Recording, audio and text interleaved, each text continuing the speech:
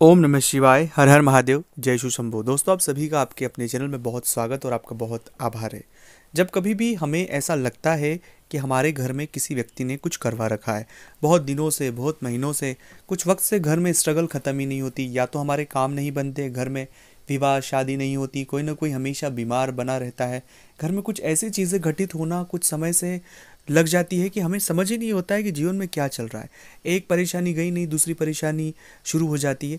ऐसा सामान्य परिस्थितियों में नहीं होता, ये विशेष परिस्थितियों में होता है कि ये परेशानियाँ एक वक्त से हमारा पीछा छोड़ने का नाम ही नहीं ले रही है। हम बहुत परेशान हो जाते, कई बार सोचते भी हैं कि क्या हो चुका है। तब हमारे मन में ये प्रश्न उठता है कि कहीं किसी व्यक्ति ने हमारे घर में कुछ करवा तो नहीं दिया है, अगर करवा दिया है तो किसने करवाया।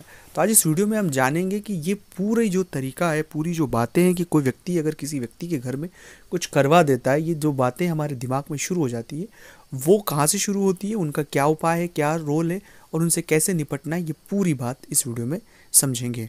अगर आप वर्तमान किसी भी परेशानी से गुजर रहे हैं तो ये जानना आपके लिए बहुत महत्वपूर्ण है, क्योंकि इन बातों को समझने से आप अपनी खुद की मदद भी कर पाएंगे और चीज़ों को रास्ता भी निकल जाएगा। अगर अभी तक आपने चैनल को सब्सक्राइब नहीं किया है, चैनल से नहीं जुड़े हैं, प्लीज़ आप चैनल को सब्सक्राइब करके जुड़ जाए। कमेंट्स में भोलेनाथ का नाम लिखे।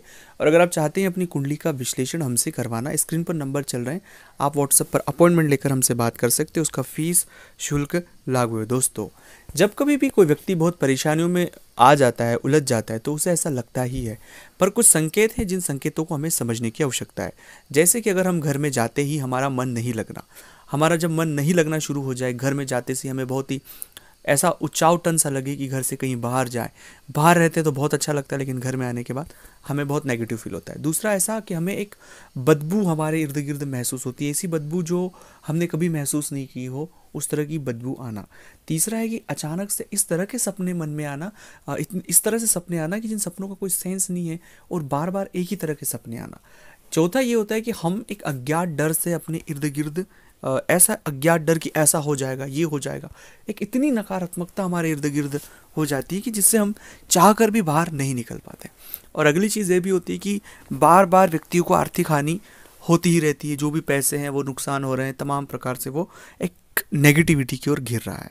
ऐसी किसी भी परिस्थिति में अगर व्यक्ति बार बार फंस रहा है तो कुछ बातें जिन्हें समझ लेना आवश्यक है। ऐसी परिस्थिति जब कभी भी किसी जातक के साथ होती है तो वो शनि और राहु की वजह से होती है। किसी भी व्यक्ति ने आपके घर में कुछ भी नहीं करवा के रखा है, आप राहु और शनि के फेर में आ चुके हैं, खासकर राहु के फेर में आ चुके हैं, उस वजह से इतनी तकलीफ और परेशानियां आपके साथ हो रही है। तो इससे जो बचने के उपाय है वो भी मैं आपको इस वीडियो में बताऊंगा। परेशानी तो आपको पता लगी गई है कि क्या परेशानी, लेकिन हल क्या है। हल के स्वरूप में कुछ चीज़ें हैं जिन्हें आपको बहुत बहुत ध्यान रखना चाहिए। सबसे पहला हल है कि अपने घर में नियमित आप बजरंग बाण का पाठ करें। जब आप बजरंग बाण का पाठ करेंगे तो राहु और शनि से संबंधित जितने सारी नेगेटिविटी आपके जीवन में हो रही है इस तरह की, उनसे आप धीरे धीरे बहुत कम समय में बाहर आ जाएंगे। तो बजरंग बाण नियमित पाठ आपको करना है। दूसरा है कि सूर्य के सामने खड़े होकर हनुमान चालीसा का पाठ आपको करना है। ऐसा प्रयोग करने से सूर्य मजबूत भी होता है और इसका प्रयोग करने से जितने सारे ग्रहों के नकारात्मक प्रभाव, इन प्रभावों को बहुत कम समय में हम कम कर सकते हैं। और तीसरा और महत्वपूर्ण बात है कि शनिवार या मंगलवार के दिन जो भी अपने घर के आसपास हनुमान जी का मंदिर हो, वहाँ बैठकर सुंदरकांड का पाठ करें। सुंदरकांड का पाठ करने से बहुत सारी परेशानियों से आपको छुटकारा मिलता है। चौथा प्रयोग करना है गुरु मंत्र का जप। अगर नहीं है गुरु मंत्र तो नमः शिवाय का आप जप कर सकते हैं। और पांचवा की फिर भी परेशानी नहीं तो स्क्रीन पर नंबर चल रहे, व्हाट्सएप पर अपॉइंटमेंट लेकर बात करें।